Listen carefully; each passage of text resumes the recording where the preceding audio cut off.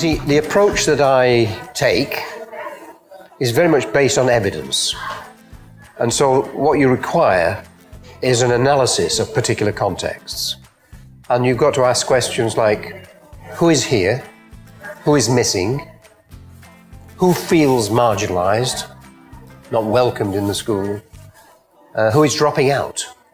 Who is not attending? I mean, all these questions develop evidence that can challenge you to think about the context.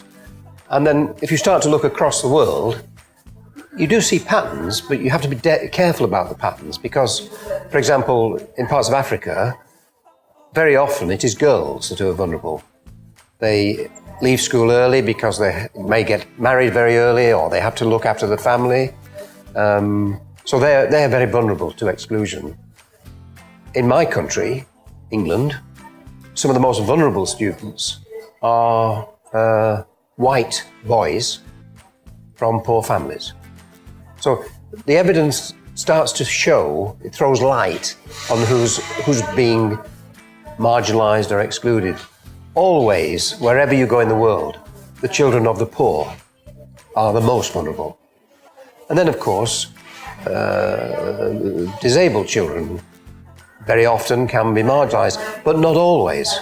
Often disabled children, particularly if the parents are very active, will get support, will get resources and will be looked after and integrated.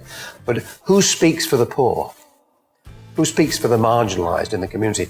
Who speaks, for example, for families of national minorities, indigenous families and so on? So my view of inclusion is not about any particular group of children, it's about all children, but then using evidence to understand particular contexts and then challenge the systems to say, well, this is not good enough. We are disadvantaging these children. And of course, the sooner you start, the better. For many children, the early years are the time when the game is won or lost.